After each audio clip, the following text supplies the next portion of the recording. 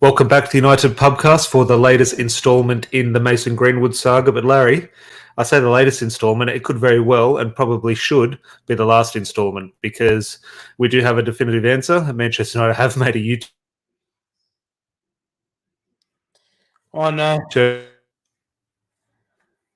Is Tom appearing like a in the last robot 48 hours, to and they have come out with.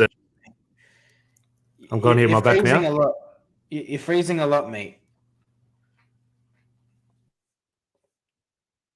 Okay, I'm gonna kick you out. See if you can refresh yourself and come back in. But Mason Greenwood, ladies and gentlemen. Obviously, an announcement's finally been made. We've seen the statement by Manchester United, and obviously we've seen the statement by Richard Arnold as well. And I think there's a lot to break down in that.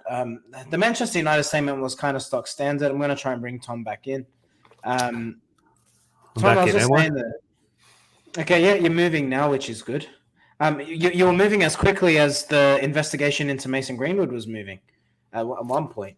Well, I mean that in regards to, is this the last installment? Before we sort of dissect into the article and everything, your initial thoughts when you woke up and saw the news Mason Greenwood's no longer, well, he technically is still a Manchester United player, but Manchester United have now made their decision. We'll get into how they've come to this decision, but black and white answer, Mason Greenwood is still a Manchester United.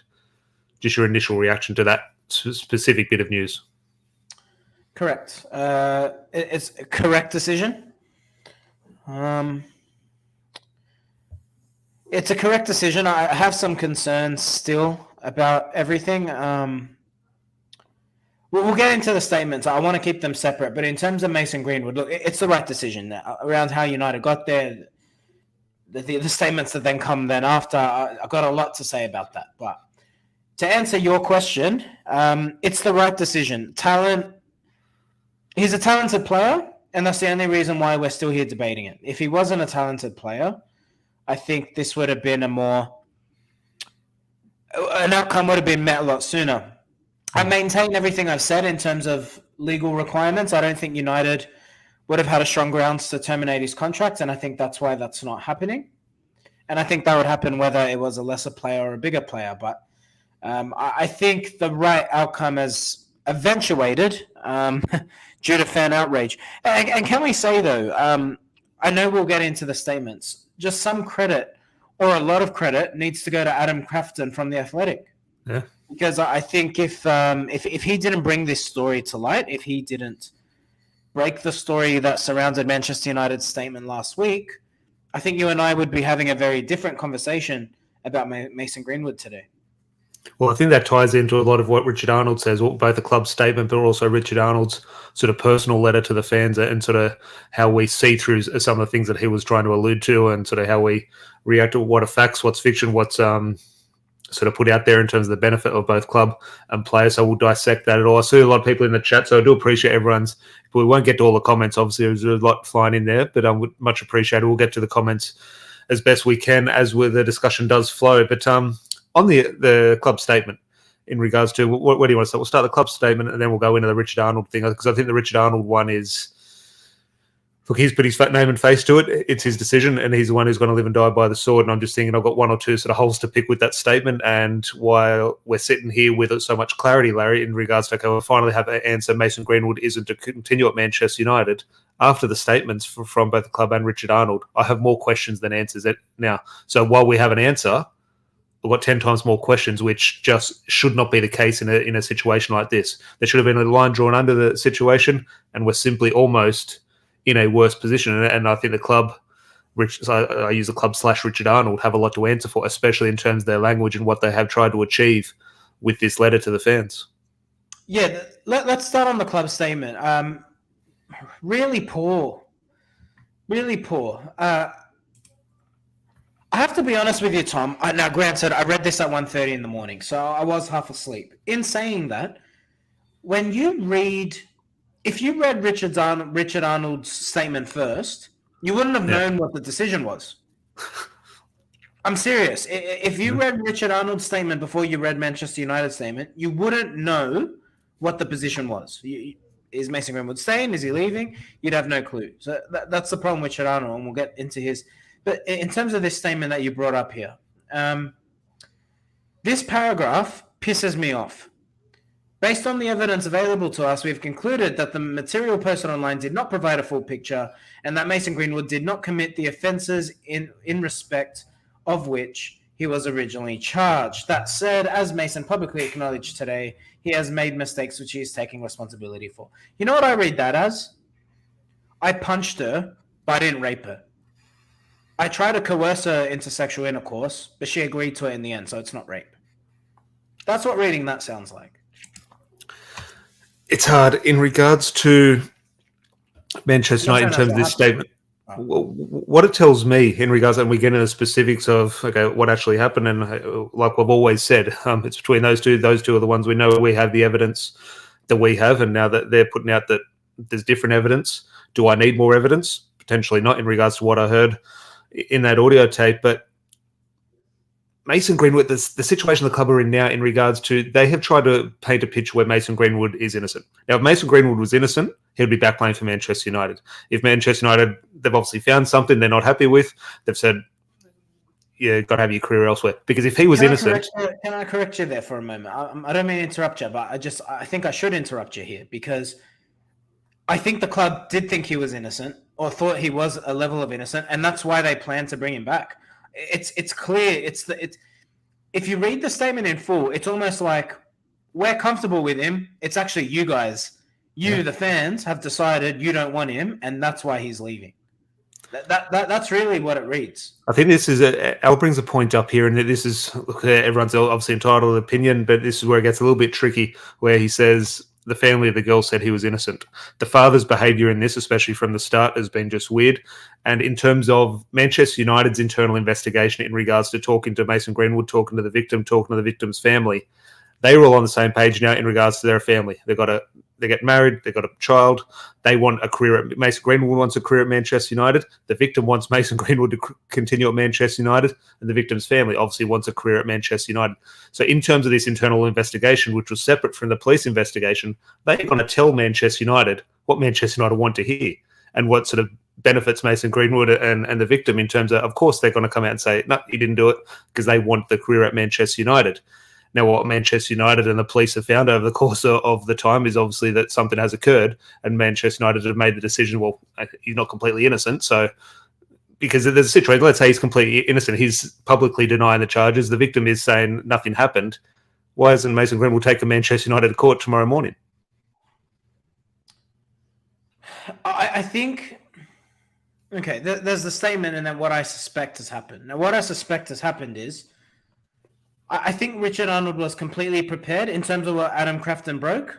I think Manchester United, Richard Arnold, and to what extent his executives, to what extent Eric Ten Hag, John Murtaugh, were happy to bring Mason Greenwood back into the fold. I have no doubt that was the case. I think what the backlash that followed with the women's group that said, they're against Mason Greenwood returning, in terms of the leaked story from Adam Crafton to suggest that the club had decided that Mason Greenwood was going to return to the first team. I think I don't think, which it's comical if you think about it. I don't think they were prepared for the backlash that ensued. I think they were shocked. And I think there was a realization that, geez, we might be in real trouble here. Then there started being leaks of staff might strike or resign, they clearly had no clue. Which tells you that they're as clueless as we think they are. Yeah, no, look, it's hard to disagree. Tell me if my internet's gone. It's got a bad symbol up in the top corner. Kick me out if need be. Looks like Larry's frozen. That could be on my end. But in regards to the Richard Arnold statement specifically, has he tried to save face a little bit, both for him and the club, in regards to saying, well, we're confident Mason Greenwood hasn't done anything. You should be too. Now, there is one or two mistakes he has made, but we're confident he didn't do what he's accused of. And I'm just thinking, if that was the case, tell us what the mistakes are. Now, I know I'm fully aware it's a delicate situation, and sort of there might be sort of one or two sort of hurdles in place which will prevent him from disclosing that information. But he has muddied the waters even further in regards to this statement. Yeah, he has. Richard Arnold's statement as a whole, like I said, and the reason I brought up, if you read Richard Arnold's statement, you wouldn't know what the position was. That's actually the order in which I read it, Tom. When I woke up this morning, I follow Manchester United's tweets in this order. So I saw Richard Arnold's statement first. That's what I clicked on. I read 6 paragraphs. I was no clearer on whether Mason Greenwood was staying or not. Then I had to dig a little deeper, and then I was like, oh, club statement. And then it was from there. I read it. I think what United should have done is sometimes less is more. And what they actually should have done is just 2 paragraphs. That's all it needed to be. Manchester United and Mason Greenwood have made the mutual decision to help him resume his football career elsewhere. They would have kept a lot more face if they had done that. The fact that they have tried to defend him, and not just defend him, they tried to defend him off the back of the reaction in the last couple of days in regards to it came out that they were going to bring him back. They realised that wasn't a popular opinion, so they're trying to justify that position that they found themselves in. Well, I think they are, but you know what the embarrassing bit is? They've done a terrible job of doing that because not only they didn't outright admit that he's innocent. They said Mason Greenwood acknowledges the mistakes he's made and he hasn't done what he was charged. He hasn't committed the offences of which he was charged. So he didn't commit rape, and he may not have. He hasn't sexually assaulted someone, but that doesn't mean he didn't assault. It doesn't mean he didn't coerce anyone into sexual intercourse. So I don't know. Obviously, I'm going to fall short of saying Mason did or didn't do something. The fact that Mason Greenwood himself has said, I acknowledge I made mistakes. I need to be a better partner. The fact Manchester United's statement says Mason himself acknowledges he's made mistakes in the relationship. The fact Richard Arnold acknowledges Mason Greenwood's made mistakes in the relationships suggests to me that maybe in the eyes of the law, as we've all said, maybe in the eyes of the law he's innocent, but in terms of what we all know and hear and see, so what we suspect might have happened might have actually happened. What did you think of Mason Greenwood's statement? I don't have it here in front of us. I'm not sure where it was released. I think he's obviously maybe given it to the Sun newspaper and the Sun have potentially put it out there. I'm not sure, but I have read it. And look, you'd assume it comes from Mason Greenwood's legal department and his team, but also it's a little part of it from Mason Greenwood as well. You would suspect, and Mason Greenwood comes out pretty early in the statement and says, I was cleared of all charges. I'm just saying, Mason, you're never cleared of anything. And I'm just thinking that is very, I don't know what the word is, unprofessional from his team to put that out there or allow him to put that out there. Or is that just a little bit naive, or like should something this serious be taken a lot more in regards to legal? You can't just say you'll clear the charges. That simply wasn't the case. I mean, the charges were dropped. Yeah, they were dropped. He wasn't cleared. He wasn't found innocent. Yeah, no, I take your point. Look, obviously, the first point here is Mason hasn't written a word of it. Let's have that right. But that's what I mean. Because they used the wrong terminology, I have a feeling he might have. Like in terms of that might be what he actually believes. It's a shambles. It is from the moment this happened, from when the evidence came out to the last statement of Richard Arnold, it has been handled horrendously from all involved. Absolutely. And the fact that Richard Arnold even had to do a separate statement independent of the club statement tells you he realized he got it wrong. If United had done this right, we would have had the announcement 2-3 months ago. Honestly, I imagine they had the information they needed at that point. I really do. So that's point number one. Point number two is if the strong leadership is making a decision, owning it, and moving forward. Manchester United hesitated for so long that they let one journalist oust them. Yeah. That's the Glazers now? What's the Glazers' future with Manchester United? Who knows? And how much do they care? Who knows? But let's say, just hypothetically, the club's not up for sale, which who knows? It might not be. But the Glazers are in charge for the next 5-10 years. Do they look at Richard Arnold's handling of this situation and look at his job, or they don't care about this stuff? I think it will come down to, like anything, like this whole situation, unfortunately, it will come down to money. If there's an impact in terms of the share price, if there's an impact in terms of sponsors, that's the only situation where I see Richard Arnold losing his job. Now, at the end of the day, I think Richard Arnold made the right decision. I think if he elected to keep Mason Greenwood, I think you would have seen the share price drop. I think you would have seen some public backlash from some portion of the sponsorship. Not all. But the fact that it was a mess how we got there, but we got to the right decision in the end. And because of that, I think Richard Arnold might have saved himself. You made a point in, it might have been, I think it was when we did the video on Thursday, when we suspected Mason would return. You made the point, Richard Arnold, is his job on the line? Well, I think it was. And I think that's why he had to come out with the statement he did today, almost backtracking. He almost had to justify the position that the media had put him in. And he tried to say a decision hasn't been made. It was just one of the options that was floated, like, spare us, mate. Adam Kraftman has come out today and said this option here in regards to this final decision on Mason Greenwood wasn't very sort of high up on the list, that this was quite far down the pecking order. This is almost a last resort. I imagine that from a football department perspective, and look, I'm not going to criticize Eric Ten Hag for this. I've seen people say, oh, Eric Ten Hag, he's equally at fault, whatever. Eric Ten Hag's job is to win football games. That is it.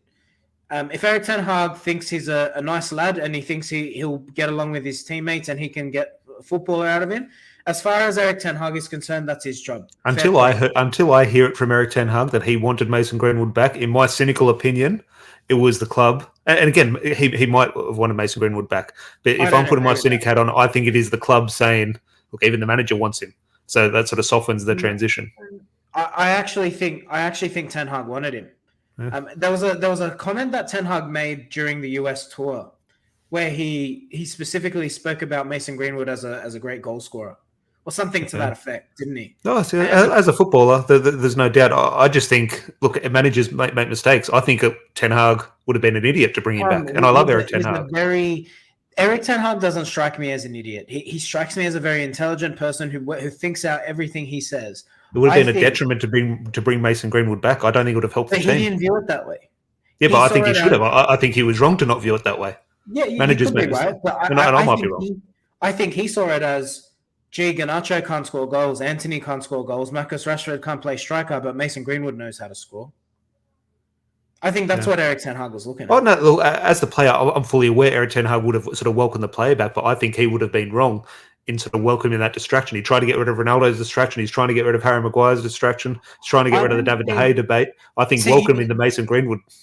That's why you and I have probably differed a little bit. I don't see Mason Greenwood as a dressing room distraction. I don't see him as a... No, you're scoffing, but you're scoffing. Remember, this is about the situation that surrounds Mason Greenwood, not Mason Greenwood himself. Cristiano Ronaldo could be someone who sulks on the bench, refuses to come on because of his status in the game.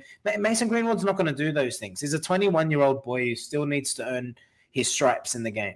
So in terms of the dressing room, in terms of the training regime, I don't think Mason Greenwood's much of an impact. No, but it's what he brings to the away crowds, what he brings to press conferences, what he brings subconsciously to his teammates. I just think that all that weighs down. And look, that's why I believe this is the right decision, because I don't believe it would have worked on the pitch. So that is why, whether innocent, guilty, not guilty, whatever the case, whether you wanted him back or not wanted him back, I don't think, as great as he is as a footballer, or was as a footballer, we don't know what he will perform like, and that'll be the next discussion. I think it would have been at the detriment long term to Manchester United. So that is why ultimately I think it is the right decision. Now, just one thing before we move on to the future of Mason Greenwood, then obviously more importantly, the future of Manchester United. The last bit of Richard Arnold's statement in and around saying we only saw a little bit of partial evidence that was in the public domain. We have seen a longer clip and we have more evidence, and that leads us to the conclusion that Mason Greenwood did not commit the acts. What Richard Arnold's saying there, that's Richard Arnold's and Manchester United's opinion. That's not fact in regards to that. I'm fully aware of the legal ramification and sort of the hurdles in front of Richard Arnold in releasing evidence. So obviously he can't come out and sort of provide that. But does the club have a bit of a more responsibility to Manchester United fans? Again, tiptoeing around the legal issues, but to provide us with more evidence, not more evidence, but you know what I mean? A clearer answer than that in regards to saying, oh, we've seen more and we think he's innocent. I think we deserve a little bit more. I think we did. I think we did. But I still come back to, if the club had decided to move him on, less is more. Yeah. And that's the point. If you were going to bring him back, give all the evidence you need. Interview him, let him admit to everything or deny everything. But the fact that the moment you decided he's not coming back, less is more. All you need to say is, after much deliberation, the investigation has been concluded.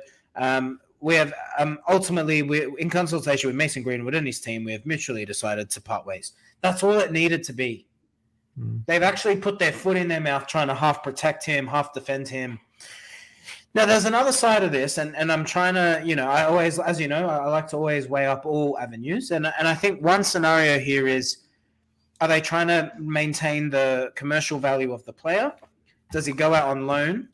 My next question, the future of Mason Greenwood, because there's been no terminology in the statement, sack, mutual termination, up for sale. So I'm just thinking, I saw one or two comments earlier talking about Saudi Arabia. Can we now sell him there?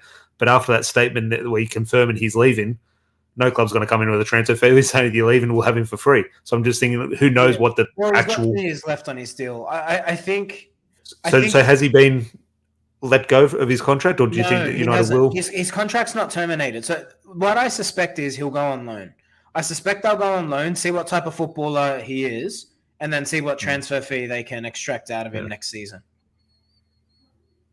That's the way look, that's probably where we sat 6 months ago when the charges were dropped. We thought, okay, whatever our situation we want or we don't want, in terms of business sense, Manchester United business sense, that made the most sense.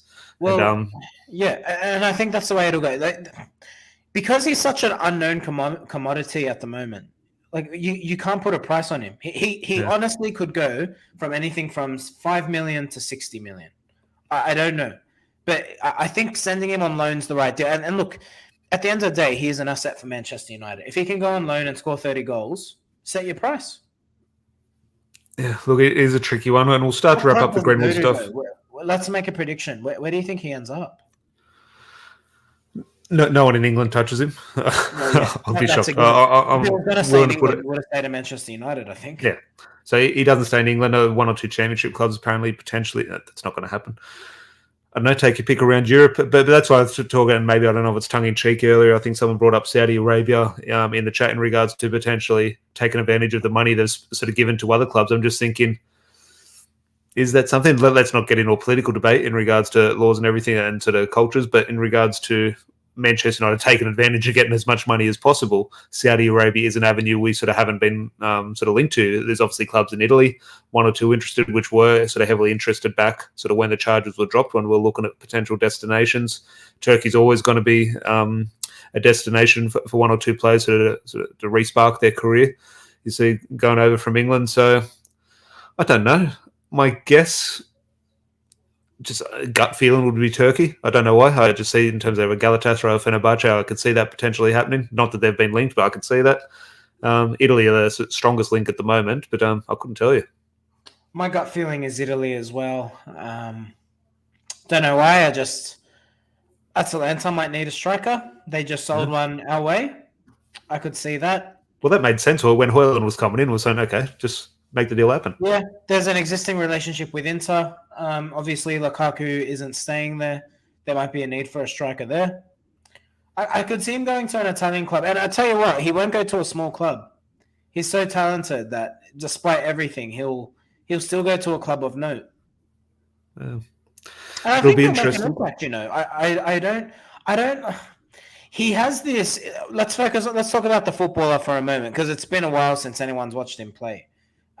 He's got the thing that separates Mason Greenwood and what made him such a world-class potential talent before all of this unfolded.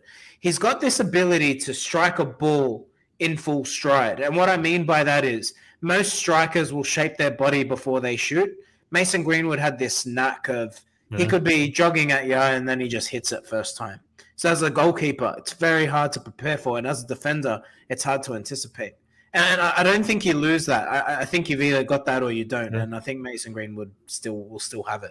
Oh, no, he had that ability outside of the left foot, outside of the right foot, inside of either foot. He definitely had that, and it is one hell of a trait to have in terms of putting a goalkeeper off their stance. But anything else? But before we do move on, and as I said, we'll try and draw a line under this. I do appreciate everyone's opinions in the live chat, which I am reading. It's just hard to sort of bring them up. We want the conversation to flow, and if we read one, it'll open up a can of worms. So I do appreciate everyone's comments and difference of opinions in there. It's obviously a very sort of hard subject to sort of be throwing all these things in there. So if anyone does want to chat after, throw in the comments below, and we can have a bit of a chat there. But before we do move on, Larry, and look, as I said, he remains a Manchester United player for now, technically under contract. So I'm sure we'll be having a Greenwood discussion in the near future. So we won't draw a complete line underneath it. But before we move on to potentially one or two incomings, Greenwood's outgoing, one or two incomings, Any sort of parting thoughts in and around the Greenwood situation? I wish him the best, to be honest. I do. And the reason I felt it's important to say that is because a lot of us are trying to take the moral high ground here. And the moral high ground being Manchester United is bigger than talent. And for that reason, if you do what we suspect you've done, it's a privilege to play for this football club. And therefore, you lose that right. But equally, if we're taking the moral high ground, I don't want to treat this guy like a pariah. I think he's a young man in the grand scheme of things. And I do believe in rehabilitation. And if Mason Greenwood, everyone's got two choices to make in life. When things go wrong, you got two choices. You can either look in the mirror and say, I effed up, I'm going to turn this around and I'm going to be a better man, and I'll make sure it doesn't happen again. Or you decide to play victim, you don't change, and the rest of his life, it'll be clear. It'll go in a downward spiral. And I really hope it's the former. And I hope he turns it around. I hope he has a good career, and I hope he ends up being a loving partner and a good father. Because if that happens, then the people around him will benefit from that. So I wish him the best. I hope he's learned his lesson. Definitely hope he's learned his lesson. He learns from it. And look, not to go back into the debate, but you just bring up a point. I was reading a statement as well from Richard Arnold in terms of how they dropped the ball. And my last point on this, and just get your quick opinion on it as well, in regards to we're talking about what a stupid and sort of nonsensical statement it is. He's throwing the victim under the bus here in this statement. And I'm just thinking, if someone's going to be getting abused now, we know what online social media is like. They're going to be coming for this victim. And I'm just thinking, this statement just hasn't, in terms of who needs to be supported in this, Manchester United have done no favours in regards to their wording in the statement. They've pretty much said she's made everything up. I don't know if I agree with that. I think the club have, well, the only talking point that they expanded on was the fact that she withdrew. They basically confirmed which. They're saying what we saw. The pictures and audio aren't true. They don't tell the story. No, they didn't say that. I think I'll stop short of saying that. I think they basically said they didn't even say that there's a longer version of the clip. They basically said that I'm paraphrasing here, but they said that the audio, which was a shortened portion of the audio, that they essentially said they had more context to the audio. They didn't say they heard a longer version of it. And again, when I read that the first time, I did think that that's what they said. I thought they said that they had heard a longer. I'll bring this up here, and I'm not disputing what you're saying, but I'll just bring up the points here. This from Richard Arnold, just 1 or 2 points from here. The alleged victim requested to the police to drop their investigation in April 2022. I believe that is. I don't know. When was he arrested? He was arrested in January. Yeah.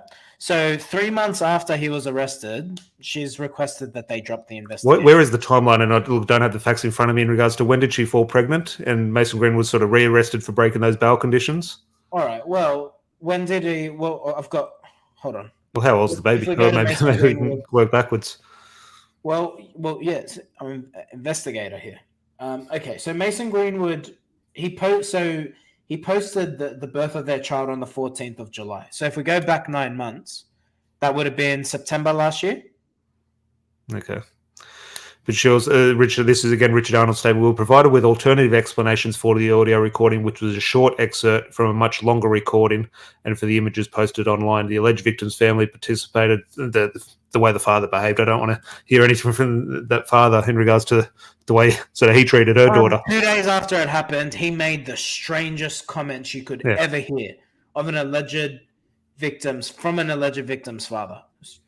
Outrageous.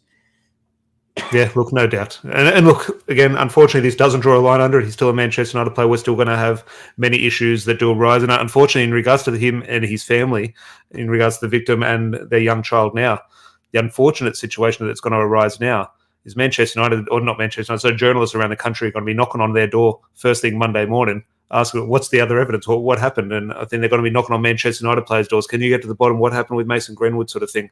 And this statement has just, unfortunately, muddied the waters even more. And it's just a shame. From the moment this act occurred, from when the images were released to the suspension, to the arrest, to the Mason Greenwood leaving Manchester United. It has been an absolute disaster from all involved. And it's just a shame because we support Manchester United for the good and what it stands for. And it's a football club at the end of the day. We want to watch football on a Saturday. We're watching a soap opera. My wife's in the lounge room watching Johnny Depp and Amber Heard on Netflix. This is going to be playing out like this, unfortunately, and that just should not be the case. But it is what it is. So we'll quickly move on to more. Look, Manchester United aren't giving us any joy at the moment in regards to what we're seeing on the pitch. But I see Eric here brings up a point. Do appreciate the support, Eric. Always love you joining the stream. But good morning, fellas. Glad this saga is over and kind of sad how long it took. No doubt about that. Time to buy a midfielder and a second striker. Casemiro needs help in midfield. Again, very generous support, Eric, 100%. But in regards to your point, I couldn't agree more. Larry, football, bringing players in, it's needed. Midfield is a must. And I think it's very interesting because we debated the Mason Mount signing for a while. And I have to be honest, and I think we said it. I think we said it when he was announced. I think we convinced ourselves that it was the right signing. And I'm not saying he's a player. The right signing for me, it's the wrong business. Yeah, like I think he's a good player and I think he's got a place. But we're asking him to be an 8, and I don't think he's an 8. Yeah, look, it's hard. And look, he's going to have very good games this season. He's going to have bad ones. I do have to say, though, Casemiro, something's off. I think the system's not helping, but Casemiro's off. He doesn't look he doesn't look sharp. He doesn't look match fit. I agree, but I think that goes across the board. And I think when a player is a little bit older, Box brings it up here in regards to maybe the business around Casemiro last year, but also his age in regards to maybe he's one player who maybe takes a month to get going at the start of the season. When he came into Old Trafford, Eric Ten Hag was playing Scott McTominay over him. So maybe he just takes a while to sort of get into the groove of things. And maybe he is, maybe he isn't. I'm not sure.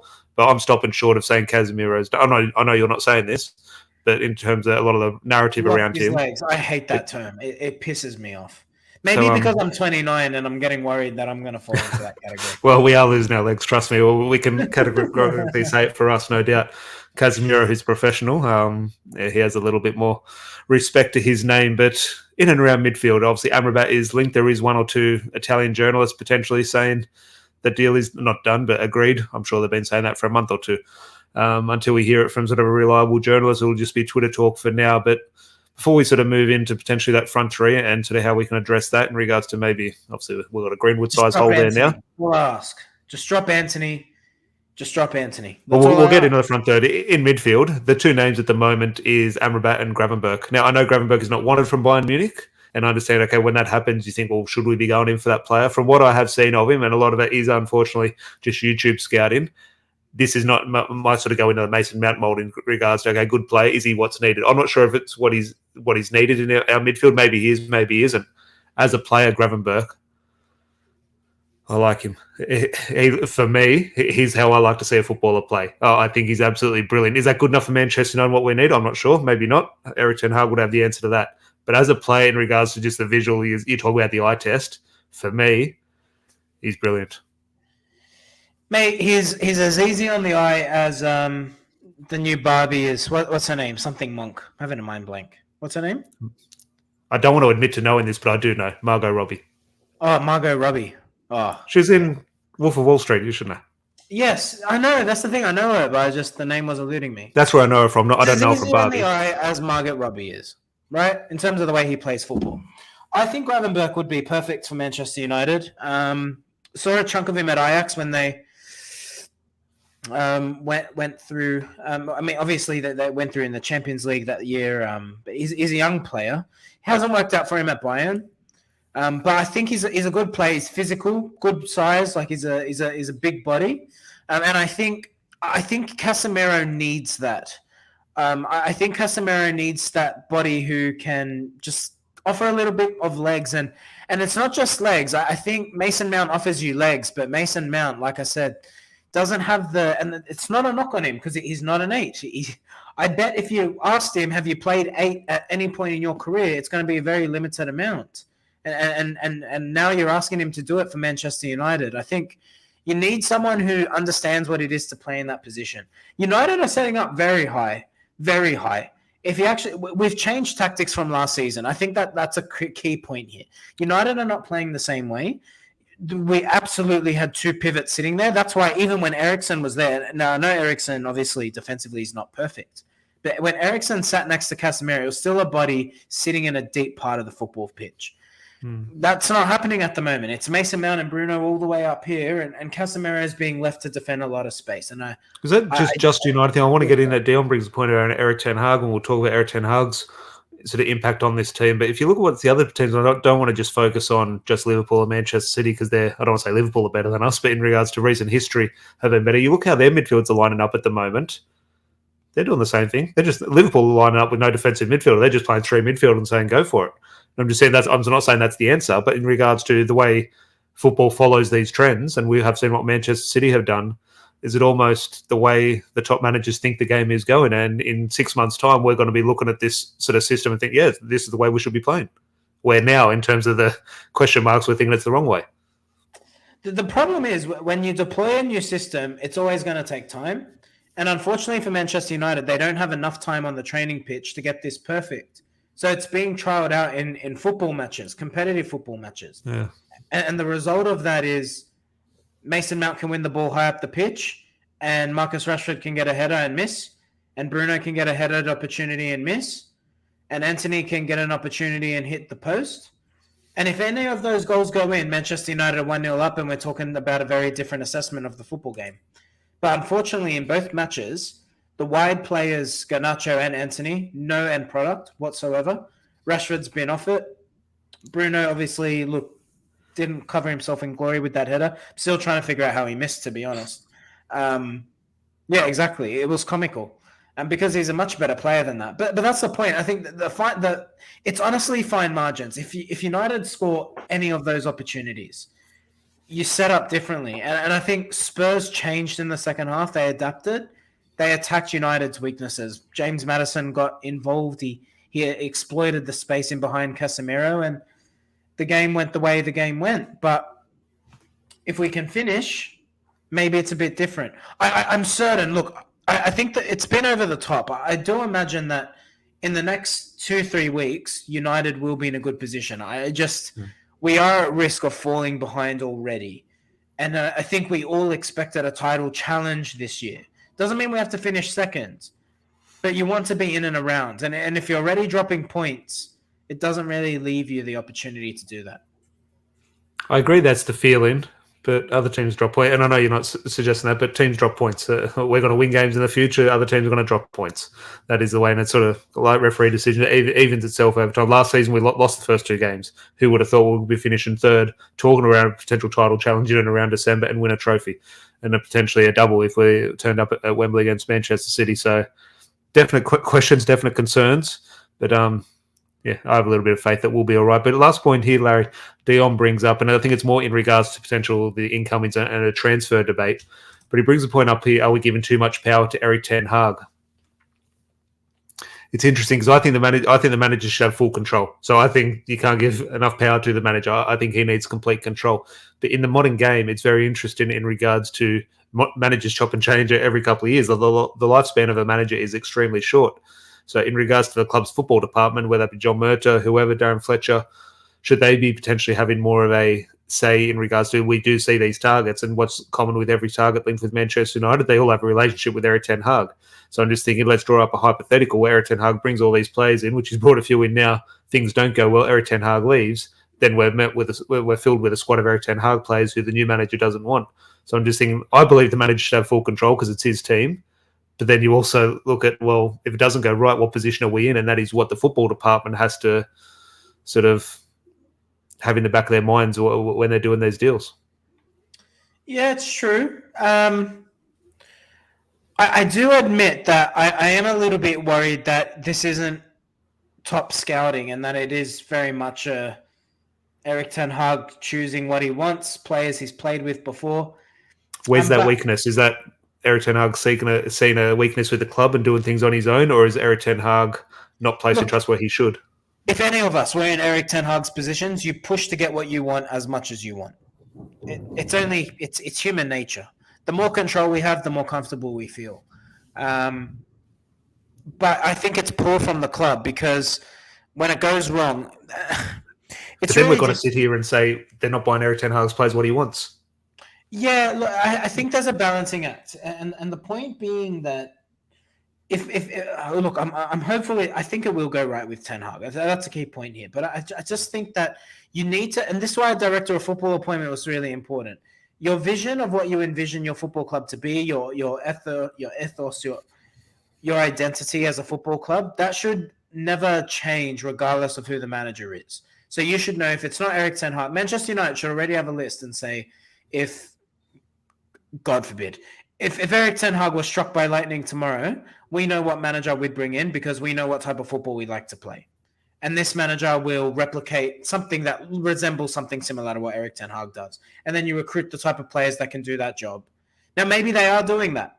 Erik ten Hag is buying players who are technically adept and good on the ball and quite fit, a good age profile outside of Casemiro, of course, and Eriksen, to be fair. So, I mean, all in all, maybe they are doing that. I've got to say, has anyone been disappointed by the players we've signed? I mean, I personally haven't been. I think they've been good signings. But I just think that the midfield, it's just the midfield. Like I said, I think in a month we can answer these questions wholeheartedly. If United are still playing this way, all right, I think there's some questions to be asked. I think we will get it right, but I think Sofiane Amrabat, seriously, get it done. I think that's a must now. I think we'll preview the Forest game. We'll probably preview that on Thursday. So in 48 hours time, the preview for the Forest match will be out. Now, Amrabat won't be available for that match. We'll get into Højlund potentially being available in greater detail later in the week. Midfield. Does Erik ten Hag address it with the personnel? Like, as I said, at Tottenham, I think in hindsight, I can sit here and say I was right. Look, again, in Erik ten Hag's shoes, I'm fully aware why he didn't do it, but I was saying potentially Scott McTominay was a better option than Mason Mount. Forest at home is a different game to Spurs away, so I'm fully aware maybe Mason Mount is the correct option this one. But in regards to the midfield, and again, the midfield issues might stem from further up the pitch. They might stem from what's behind them. They're just the visible problem at the moment. But let's just say they are the problem in regards to that balance. Forest at home, does Erik ten Hag stick with it one more time, or does he address it? And if he does address it, what is the change? I really don't know. The alarming thing for me is that I just think the front three is something. Martial's got to start. And that's not me being a Martial fanboy or anything, and we'll get into it when we do the preview. But Rashford has to go back to his preferred position because I don't want to slate a 19-year-old kid. And I've been very conscious of how hard I go on Garnacho on here. Garnacho can't start. And Anthony equally can't start. Anthony is I would actually rather cop Garnacho more because he's 19. I can accept it. I can't cop Anthony. He's got to be dropped. He's shit. He's playing shit. He's not shit. He's playing playing shit. If he plays to his potential, I think he's a United player, but he's not. Front three, let's say Højlund's on the bench, or let's say Højlund's not starting. So you start Anthony Martial, Marcus Rashford on the left. My first reaction or first inclination is Palestri on the right. I want to see him. I'm forgetting Jadon Sancho. So on the right-hand side, instead of Anthony, your first pick. It'd have to be Sancho. I think Palestri's going to leave.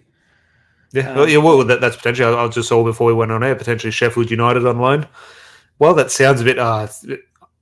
If I actually take a step back and look at that situation, I actually like it. If Erik ten Hag sees a future for Palestri, I actually think Sheffield United on loan. Okay, let's see what you got for a year in the Premier League. I actually like it. Now, it doesn't help Manchester United on Saturday, losing a play like that, if we could sort of maybe benefit from him coming off the bench. So there is a sort of pros and cons in regards to letting him go. But Palestri on loan to Sheffield United or anywhere in the Premier League, good or bad? Look, if he can stay in the Prem, I think that's brilliant. But it's... Is it a case of loan him and see how he goes, or if we're not going to use him, sell him? It's kind of like what we said last week, isn't it? I think Palestri's clearly got something in terms of talent, but maybe it's... This sounds really harsh, but I think it's true. I think he's talented, but is he brilliant enough to force his way in? And I think the answer is no. It's almost those, like a central midfielder can just be good, and they can go and have a career. A wide player or a striker, they need to almost be great. They need to have a little bit more about them to make it in regards. I know there's sort of more positions in midfield. There's almost 3 different roles. right winger, there's one role. You're the one right winger. If you're the striker, you're the one striker. So you do need to perform a little bit. But you can sort of make a career in central midfield or right back being a 6 out of 10. But at number 9 or right wing or left wing, you need to be brilliant. You need to almost be world class to sort of make it at Manchester United. It's a little bit, it's the nature of the beast. It is the business we live in. But it's always an interesting talking point in regards to far lesser players have far better careers in the centre. And look, I played central midfield. It's not knocking central midfield. It's the hardest position in my opinion. But in regards to, you can be a lesser player and do very well at Manchester United or whatever professional club in midfield. And it's far more cutthroat in that front third of the pitch. Yeah, it is. But look, your wingers are game changers. Like, you look to your winger to be able to beat a man or attract players in and find a cross or a key pass. That is the job of a wide player. A midfielder, most of the time, even if they're a dynamic player, you're expecting your midfielders to be energetic, keep possession, and then occasionally do something a bit creative, right? So a midfielder can get away with it. Like Kobe Mainu, for example, as an 18-year-old, he looks it. In pre-season, he outperformed Declan Rice as an 18-year-old, right? And that's the difference, though. I think Kobe Mainu is showing that to play, when you're going to make it as a kid at Manchester United, you need to be better than okay. And Pellistri for me is okay. He looks good. There's talent there. But you can play for QPR and be talented. I think to play for Manchester United, you got to have that something you got to have that something absolutely brilliant about you. And he's good, but I don't think not even that 100% right, but not even if you don't have that brilliant, you need to do something brilliant. You need to make a name for yourself. You need a moment to sort of put yourself on the map and sort of gain that confidence. Think of every winger that has made out United. Like within their first year, they're doing something that impacts you. Nani could have made me go bald. But when he was on, he was unstoppable. Oh, he's one of the most talented footballers I've ever seen. But like that's the point, right? Like he can frustrate the hell out of you. Like the Anthony frustrates the hell out of me, but he doesn't put up anything close to what Nani does. And I think that's why there's the frustration there with Anthony. The output doesn't match anything. Whereas Nani could probably contribute to the other team winning. But when he's on, he can win you a game single-handedly. Because that's the brilliance of a wide player at Manchester United. And you've got to be capable of doing that. If you can't do that, you shouldn't be a wide player for Manchester United. Yeah, no, look, I agree. It would be very interesting if Nani came into this team. Would we have a different view of him coming into potentially our greatest ever team? Electric. He'd be perfect. Well, no. I'm thinking if you put Anthony in that team, if he was a young player coming in with Rooney, Ronaldo, Tevez, Berbatov, Scholes, Carrick, would he look different if Nani came into this team with Scott McTominay, Fred, Marcus Rashford? Like, I'm just thinking. I just think Anthony, and again, I hate writing off players, and it's not to be critical, but he's too limited, Tom. He's too limited as a player. If he was right-footed, because everyone talks about, and I had this discussion many times, if a left-footed player, you always hear a shade, he's only got a left foot, he's only got a left foot. 9 times out of 10, right-footers only have a right foot as well, but it's never discussed. I'm just thinking a lot of players in the Premier League are far more right-footed than Anthony is left-footed. Like it's almost, or not far more, but it's the same thing. But we don't have the discussion. It's just and this is universal across football. If he was right-footed doing that, we would not have one discussion about him being too right-footed. As a left-footer, though, we always have that discussion. I think if you look at, okay, I'm going to think of a brilliant left-footer, and I know you're going to be on board with this. Juan Mata, very left-footed footballer. But he knew he could put the ball on his right foot when he needed to get himself out of tricky situations. So we never say a player he's got a great right foot. He's just right-footed. Who's that player we talk about? Because most players are right-footed. But in saying that, the elite players, they've got the capability. Marcus Rashford, I've seen him dribble past people with his left foot. I've seen him finish a goal with his left foot. I've seen Marcus Rashford go outside a player with his left foot. Like, the best of the best are capable of doing it. Like, Rashford's a very right-footed player, but he knows how to use his left. Anthony is incapable of using his right. It's so obvious. You're right. And look, it's unfortunate where we started this discussion on tonight's show with someone who can use 2 feet to probably to the extreme extent I've ever seen Mason Greenwood in regards to being a 2-footed player. Had it all in regards to see him hit free kicks with his left foot. 2 minutes later, hit a free kick with his right foot in a reserve game. away at Liverpool's training ground, or at Newcastle as well, at St James's Park once. Unbelievable ability, but that's not going to happen at Manchester United. We discussed that earlier in the show. So I do appreciate everyone's comments. We do apologise for not bringing everyone's sort of opinions and insights in that Greenwood discussion. Obviously, it's a delicate debate. We wanted the conversation to flow as much as possible. It's always a tricky chat, Larry, but I think all in all, over the course of the 18 months or however long it's been, but especially this last week or so, as the Greenwood news has hotted up, not patting ourselves on the back, but I would like to think we've had a decent enough discussion in regards to our honest opinions, our strong opinions, and that's what we're here for. But obviously also sort of not playing both sides, but looking at both sides and making a sort of calculated decision for the betterment of Manchester United. Yeah, well, you guys let us know if you thought we've done an all right job. Like the video, it helps us out a lot, and that's always really appreciated. But good to see some new names in here as well. I saw Labiga Sands, haven't seen that name too often. So, again, great to see. I'm sure there's others as well. And look, we've got the preview coming out on Thursday, so that'll be good. We get to talk about football. George correctly highlights the Champions League draw will be out next week, so we'll be here to break that. We'll review the game as well over the weekend. And Tom, let's not forget that you and I are playing in a football match on Sunday. Yeah, if you are in Sydney, Larry and I will be donning the boots. We'll be playing for Manchester. Technically, we're for the official Manchester United supporters club, so it's as close as we get to represent Manchester United. And we are playing against Leeds United, so it'll definitely be a tasty encounter. So if you are in Sydney, it's at 5 Sports. Just send us a message and give you all the details. But down in Carinbar, 5 Sports at 12 p.m. kickoff. And Larry, one of my career highlights when I was younger, I scored a goal against Leeds United, and it's one that definitely does stick with me. And it's one of my career highlights. And I'd love to score against Leeds United again this week with the Manchester United badge on my chest. And maybe if I can get on the ball a little bit in midfield, maybe I can provide an assist for you. Well, whether you take your chance or not, that'll be dependent on you. But I'll be doing my best to feed the goat. Thank you, mate. I appreciate that. And I'll do my best. And believe me, if I score, you will know about it on this video. Yeah, but if anyone is in Sydney, feel free to come down and have a watch. There's always goals. There's always cards. I'm sure there'll be red cards against Leeds. It's the way it goes in these games. They always start off a bit of fun, but when someone kicks someone, the recipe is to kick them back. So feel free to join us there if you are in Sydney. If not, make sure you hit subscribe so you do stay notified to whenever we go live, whenever we upload. That'll be very much appreciated. And on your way out, if you could just take the half a second it takes to click like, Larry and I would love you very much. So, Larry, pleasure as always, mate. And we'll chat Manchester United Forest very shortly.